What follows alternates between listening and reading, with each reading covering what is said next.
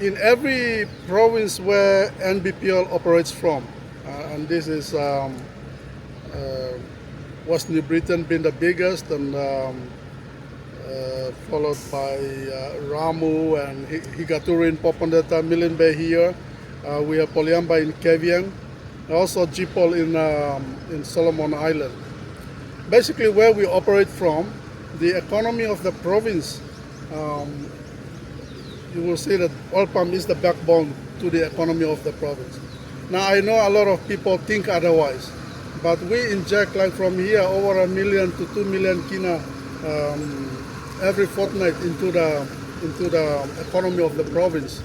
That is a lot of money. So not only through our growers, but through our employees that we have. We have just around 3,000 employees. Now, you know how Papua New Guinea operates. That one pay packet, you have hundreds of family members that benefit from it. In Milne Bay, there is no other activities other than the small the shops that we have in Alotau. Other than that, the biggest investor in the province is Milne Bay Estates. We not only support the province or economy of the province through the salary and wages that we pay our employees. We basically look after the highways as well for the western, and I'm talking about the Magi Highway from Alotau town, where we're starting from, where we operate almost to the borders of up towards central side. This is where our operational areas are, and so we basically maintain the highway to ensure that our trucks flow without problems. So if you take Milne Bay Estates out of Milne Bay to Alotau, basically the economy of the province is going to collapse. That 216,000 kina, the intervention from the Marape Government is a big thing to us, because as we have said already, our operations in terms of crop is supported by our smallholders. And so getting better production from the smallholders with high yielding is important to us. It's also good for the smallholders that with better production they can get better earnings for their families and better their lives. For us, one of the biggest challenges for the growers is been the cost involved in raising the seedlings, because it costs the company money to raise these seedlings to the standard that we want. So, and at the end of the day, these seedlings cost money. These costs are also passed on to the growers, and so ordinary Papua New Guinean, they find it difficult with getting paying for the seedlings, as well as fertilizer that we talked about.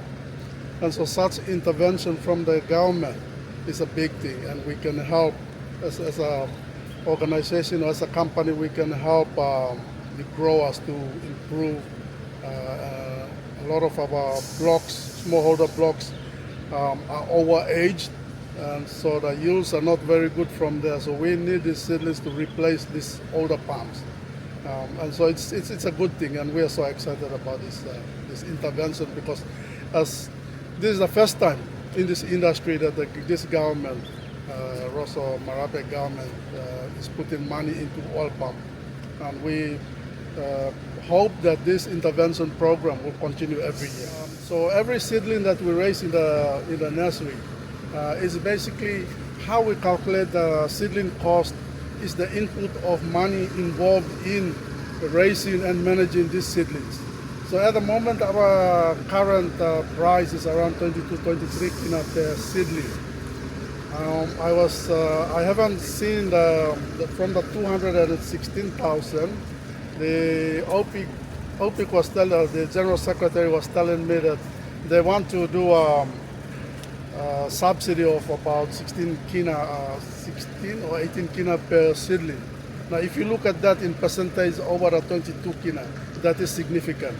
So that is a good thing for us, and we are all happy about it. Because we can be able to, with that money, we can be able to supply more seedlings to do a lot of replant program. That is well overdue already. We in NBPL, and we are proud to be part of NBPL, part of DAMI, because DAMI seeds are very high yielding seeds. We have our own research station that breed our seeds to the quality that we want. Not only the number of characters they look at, but some of the ones that are more obvious are early returns, meaning that when you plant a seed or seedling, it takes a very short time for you to start harvesting. Okay, so the returns on your investment is good. Also high yielding.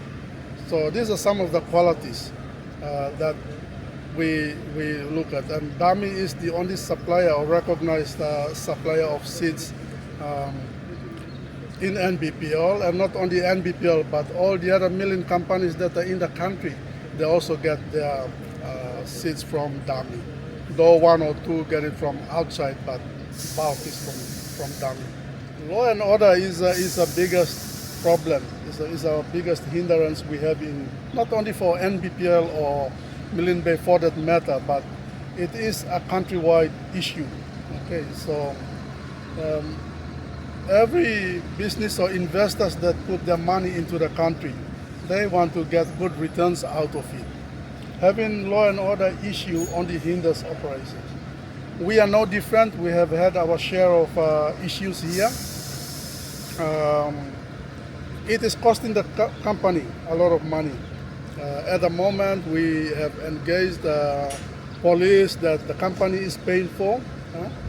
We have no government intervention in running these police operations here.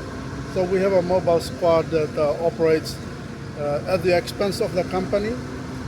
We pay for everything: the airline tickets, the allowance, accommodation, vehicles, food, and they operate here to ensure that our operations are not affected.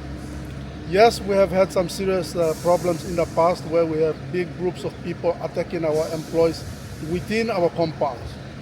That is really bad for not only for this province, but for the country as a whole. So in order to continue to do business here, we have to go and spend a little bit extra money to ensure that our business is continuing. And as we speak, we have 10 men on the ground that continue to operate. These policemen, though we are paying for it, they are not only confined to our operations. They also support the police in town. They also support the general public in ensuring that law and order is contained.